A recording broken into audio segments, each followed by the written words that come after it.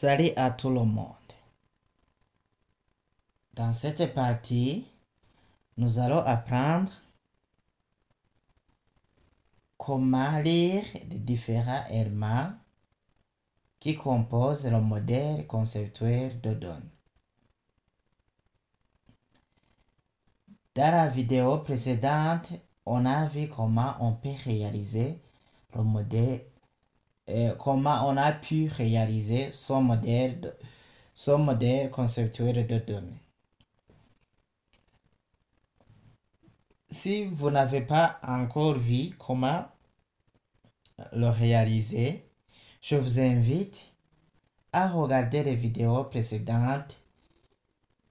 Vous allez comprendre comment on a fait son modèle conceptuel de données.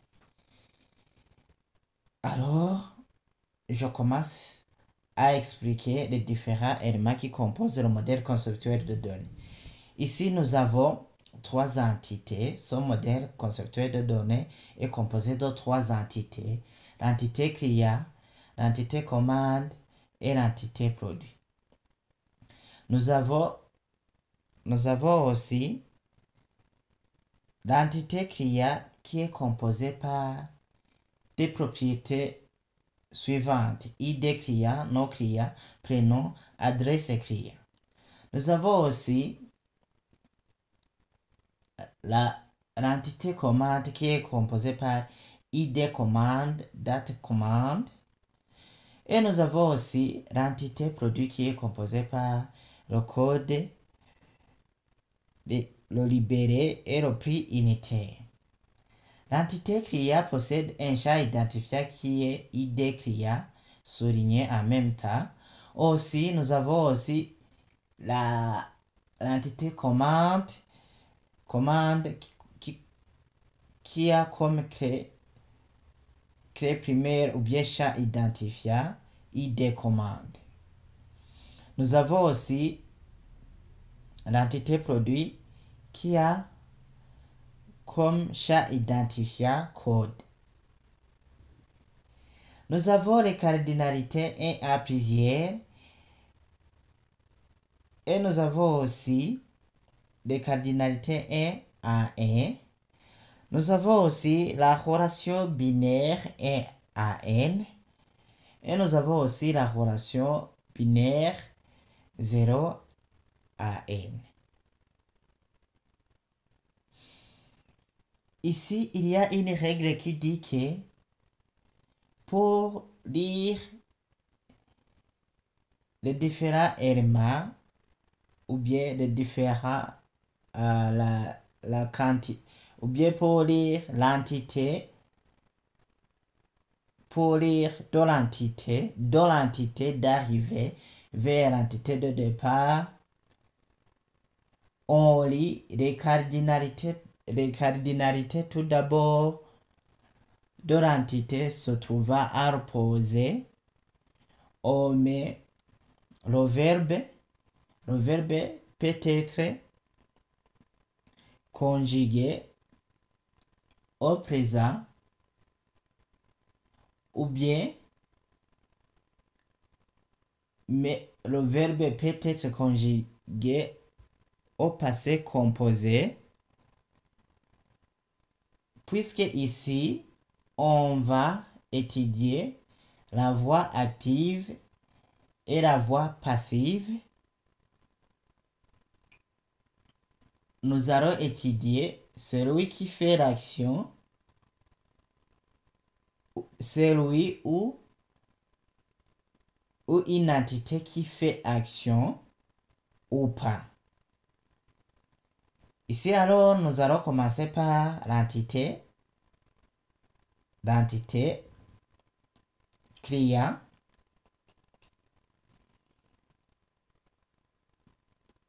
Pour dire que l'entité client, je l'ai pris comme l'entité d'arrivée. Et nous allons lire avec l'entité opposée qui est commande. Et on nous a dit que pour lire les différents éléments de l'entité client, on lit du sens opposé. Pour ce faire, les cardinalités qui appartiennent à l'entité cria, c'est la cardinalité 1, N à 1, N à 1, N à 1. Ces cardinalités appartiennent à l'entité cria. Et pour l'entité commande, l'entité commande a comme cardinalité et a plusieurs aussi 0 à plusieurs. Mais pour le moment, on est toujours entre l'association cria et commande. Nous allons nous focaliser sur l'entité cria et l'entité commande. Pour ce faire, je vais lire et un seul client et un seul client. Je mets alors l'association et je me pose la question si l'association et si le client est celui qui fait l'action ou pas. Et si je mets le verbe passé au passé composé, je peux lire et un seul client est passé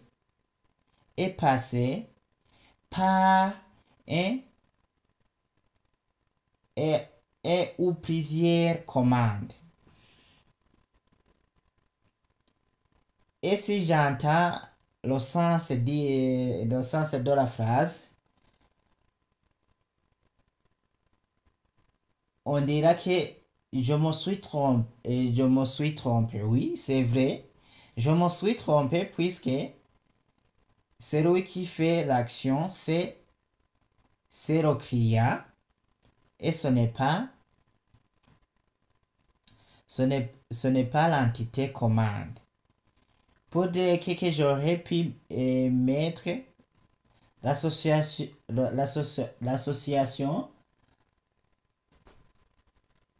au présent de l'indicatif. J'aurai alors un et un seul client passe un ou plusieurs commandes.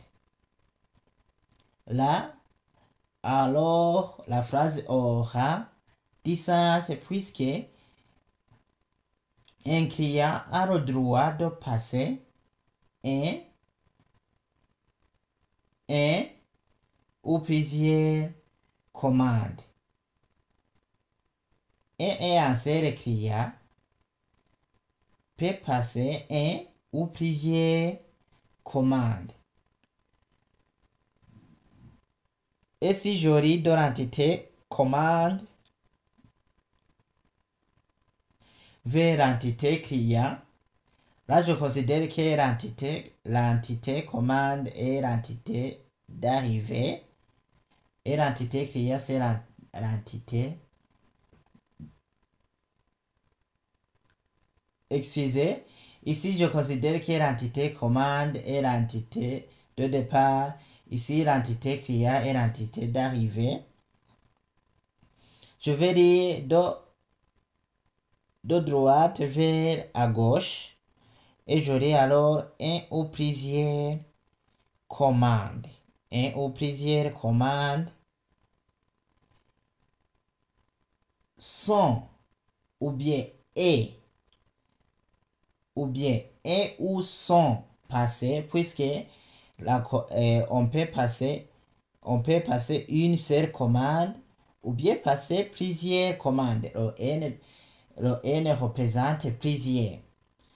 J'aurai un ou plusieurs commandes, un ou sont passées par un et insère client.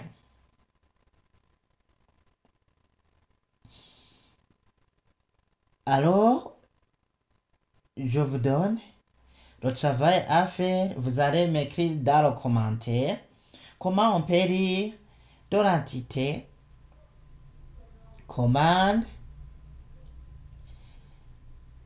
vers l'entité produit. Ça, c'est le premier exercice à faire. Et l'autre exercice, c'est de lire de l'entité produit vers l'entité commande. Avant de clore cette vidéo, je vous invite à cliquer sur s'abonner ou bien subscribe, à me laisser un commentaire, à partager la vidéo. Mais merci, à la prochaine.